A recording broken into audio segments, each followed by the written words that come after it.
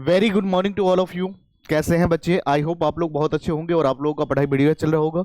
तो जैसे कि लास्ट क्लास के अंदर हम लोगों ने सीखा था, इकोनॉमिक्स की हम बात करें, क्लास 11th का स्टैटिस्टिक्स के अंदर ऑलरेडी हम लोगों ने करा था। चैप्टर नंबर 4 तक ऑलरेडी हम लोगों ने कर चुके हैं। तो आइए आज हम लोग सीखने वाले हैं सेंट्रल टेंडेंसी के बारे में। क्या मतलब होता है measures of central tendency? Central tendency के क्या मेजर्स हैं, इसके बारे में हम लोग डिस्कस करेंगे। लेकिन इसको हम लोग दो पार्ट में करेंगे बच्चे। पार्ट 1 रहेगा, तो इसके बारे में आइए सबसे पहले हम लोग डिस्कस करते हैं। क्लास 11th का रहेगा। यहाँ पर हम लोग जो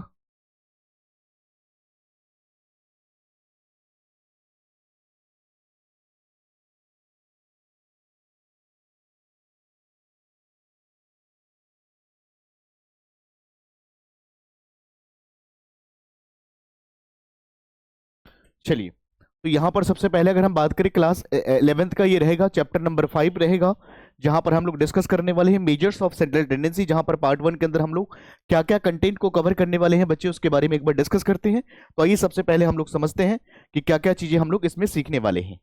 ओवरव्यू हम लोग लेते हैं इसका। तो सेंट्रल टेंडेंसी के बेसिक्स के बारे में हम लोग समझेंगे, क्या बेसिक्स पॉइंट्स हैं, क्या इसके लिए कॉन्सेप्ट है, क्या इसकी बेसिक्स है, उसके बारे में डिस्कस करेंगे। अर्थमेटिक मीन के टाइप्स क्या होता है, कितने तरह का अर्थमेटिक मीन होती है, अर्थमेटिक मीन का मतलब होता क्या है। उसके बाद में बच्चे हम लोग समझेंगे मीडियन एंड कैलकुलेशन, मीडियन क्या होता है, उसकी कैलकुलेशन कैसे करी जाती है। और उसके बाद मोड एंड इंपॉर्टेंस, क्या इसकी इंपॉर्टेंस है, इनके बारे में डिस्कस करेंगे बच्चे। उसके बाद हम लोग बात करेंगे मेजर्स के कंपैरिजन, इसकी मेजर्स को कंपैरिजन कैसे करी जाएगी, उसके बारे में डिस्कस करेंगे बच्चे।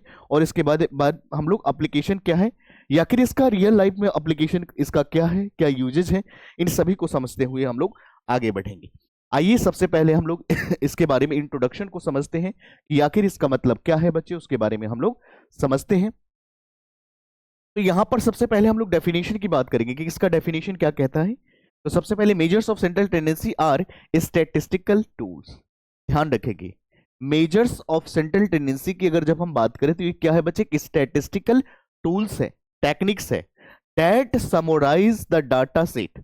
ये डाटा को शेड करता है बाय आइडेंटिफाइंग अ सेंट्रल और रिप्रेजेंटेटिव वैल्यू। तो बच्चे इसका दूसरा नाम क्या है, रिप्रेजेंटेटिव वैल्यू भी कहते हैं, सेंट्रल वैल्यू कहते हैं इसको।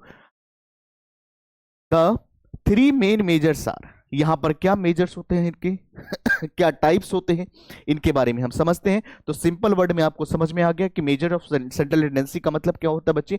It is a statistical tool, ये एक स्टैटिस्टिकल टूल्स होती है जो समराइज करती है किसको, data set by identifying a central और representative values. These are majorly three types. क्या क्या होते हैं बच्चे, अर्थमेटिक मीन, अर्थमेटिक मीन को हम एम से डिनोट करते हैं, अर्थमेटिक मीन। उसके बाद हम लोग बात करेंगे मीडियन क्या होता है, और उसके बाद मोड की हम बात करेंगे। अर्थमेटिक मीन की बात करते हैं बच्चे, अर्थमेटिक मीन को हम एवरेज भी बोलते हैं।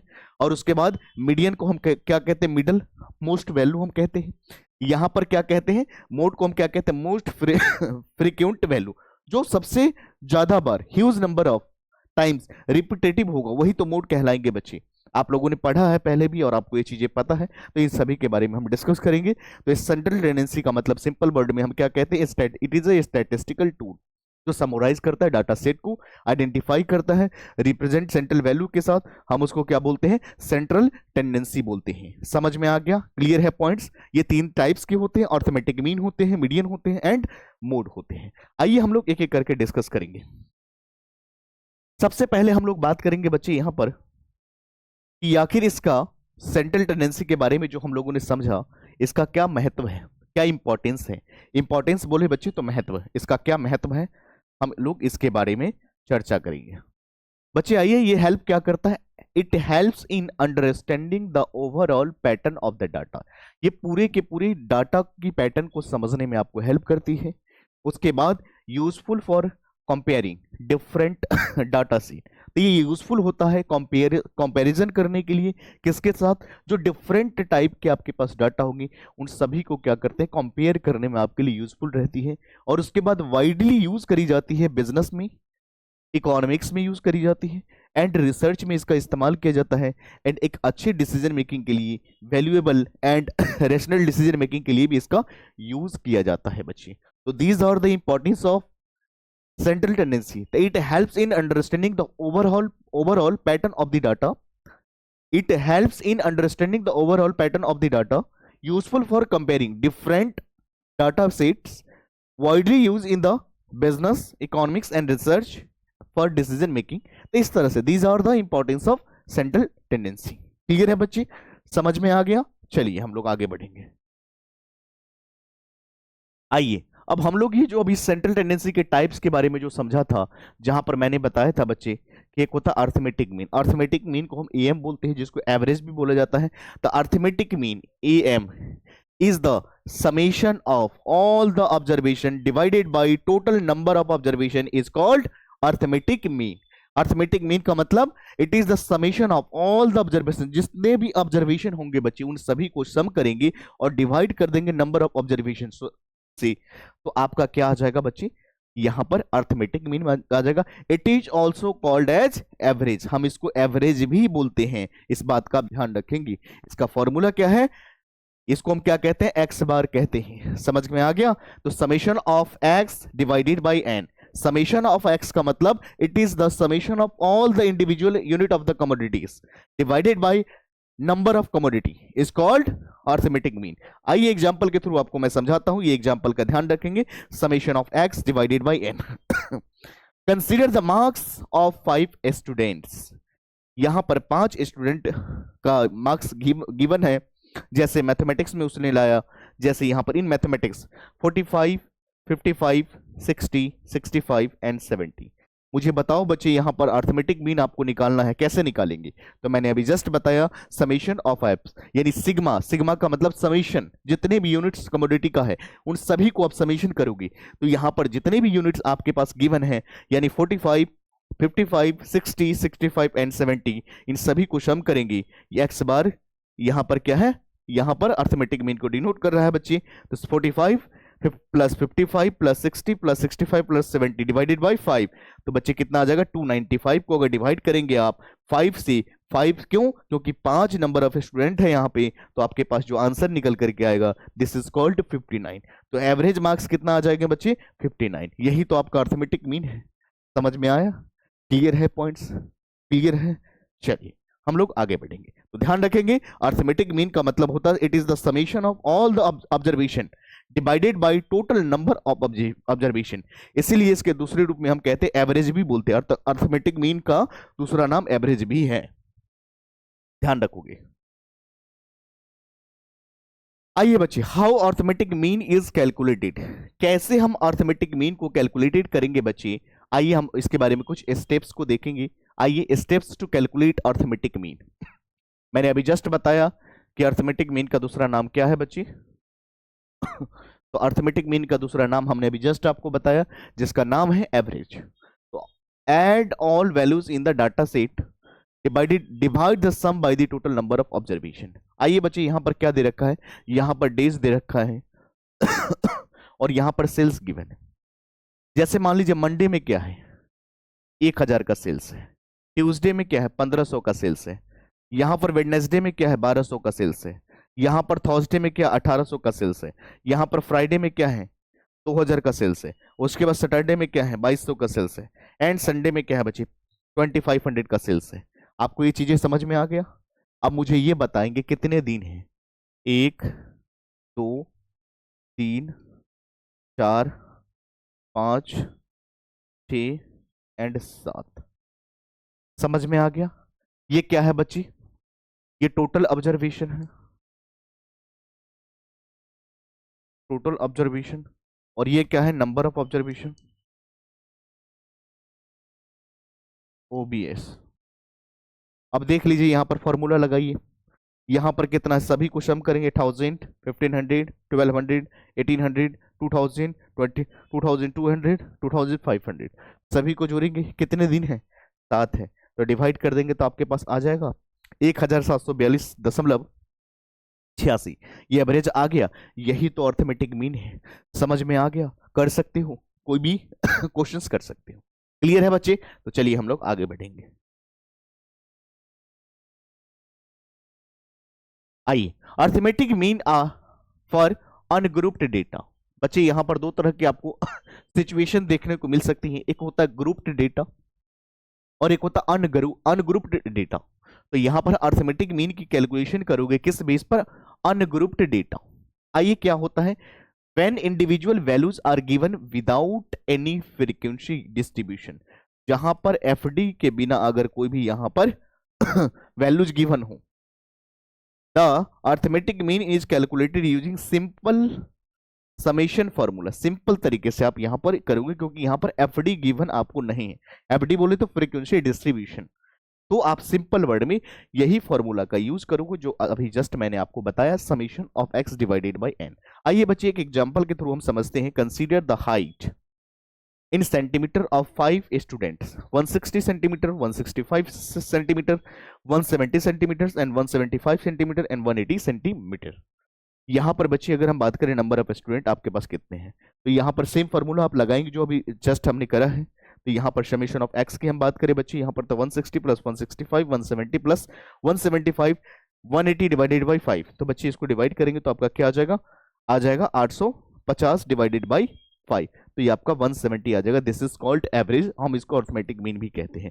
तो जब आपको एफडी नहीं गिवन होगा तो वहां पर यही चीज को फॉलो करेंगे, बाकी अगर एफडी गिवन होगा तो वहां पर हम अलग देखेंगे। तो अर्थमेटिक मीन कैलकुलेशन कब करोगे? अनग्रुप्ड डेटा का। क्लियर है बच्चे? तो चलिए हम लोग आगे बढ़ेंगे। आइए, arithmetic mean for grouped data, यहां पर हम ग्रुप्ड डेटा की बात करेंगे। आइए बच्चे हम लोग देखते हैं। When data is arrange in a class, जब डाटा आपको अरेंज करा होगा क्लास में और ग्रुप्स में, we calculate arithmetic mean using frequency distribution. तो बच्चे यहां पर हमें क्या करना है? एफडी का यूज करना है। एफडी बोले तो फ्रीक्वेंसी डिस्ट्रीब्यूशन। समझ में आ गया? पॉइंट्स क्लियर है? तो यहां पर हमें क्या करना है? एफडी का यूज करना है। क्लियर है? तो कब हमें एफडी का यूज करना है? जब डाटा हमें अरेंज किया हो गया हो क्लास में या ग्रुप्स में, when we use frequency distribution. चलिए बच्चे, क्लास इंटरवल की अगर मैं बात करूं तो 0 से लेकर के 10 यहां पर है, 10 से 20 है। तो जहां से खत्म हो रहा है वहां से शुरुआत हो रहा है। उसके बाद 20 से 30 की हम बात करेंगे, उसके बाद 30 से 40 रहेगा, और उसके बाद टोटल की हम बात करें यहाँ पर क्या है, तो यहाँ पर आप देख लीजिए। आइए बच्चे, मिड पॉइंट की अगर हम बात करें, मिड पॉइंट कैसे निकालेंगे? तो यहाँ पर आपका 5 हो जाएगा। 0 प्लस 10 डिवाइडेड बाई 2 करेंगे तो 5 आ जाएगा। 10 प्लस 20 30 हो जाएगा। 30 को डिवाइड करेंगे 2 से, ठीक है, 0 प्लस 10 डिवाइडेड बाई 2, तो आपका जो वैल्यू आया ये आ जाएगा। उसके बाद यहाँ पर 10 प्लस 20 डिवाइडेड बाई 2, तो आपका जो वैल्यू आ जाएगा ये आ जाएगा। 20 प्लस 30 डिवाइडेड बाई 2, आपका वैल्यू ये आ जाएगा। 30 प्लस 40 डिवाइडेड बाई 2, जो वैल्यू ये आ जाएगा। तो इस तरह से आपको करना है। समझ में आ रही पॉइंट्स? क्लियर है? चीजें समझ में आ रही है? चलिए, उसके बाद हम फ्रीक्वेंसी की बात करिए। आपको गिवन है, यहाँ पर दे रखा है, यहाँ पर दे रखा है, यहाँ पर भी दे रखा है।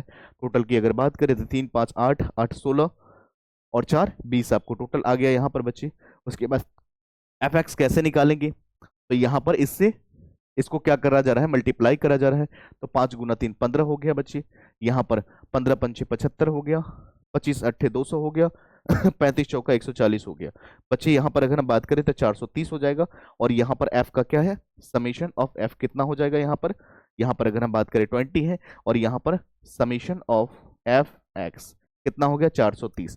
फॉर्मूला सेम रहेगा बच्चे, यहाँ पर summation of f x divided by ये। तो समेशन ऑफ एक्स की अगर बात करें, हमारे पास कितना? 430 गिवन है, और यहाँ पर 20 गिवन है जो मैंने अभी निकाला। टोटल अगर हम बात करें 21.5, ये आपका आंसर आ जाएगा। समझ में आ गया?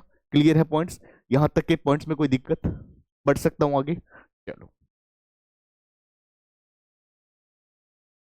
Arithmetic mean for continuous. बच्चे यहां पर हम लोग अर्थमेटिक मीन की बात कर रहे हैं कंटिन्यूअस के अंदर।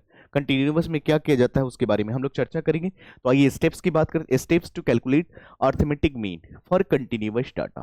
कंटिन्यूअस डाटा के अंदर क्या करेंगे हम लोग उसके बारे में। फाइंड मिड पॉइंट, सबसे पहले हम लोग मिड पॉइंट फाइंड करेंगे ऑफ क्लास इंटरवल।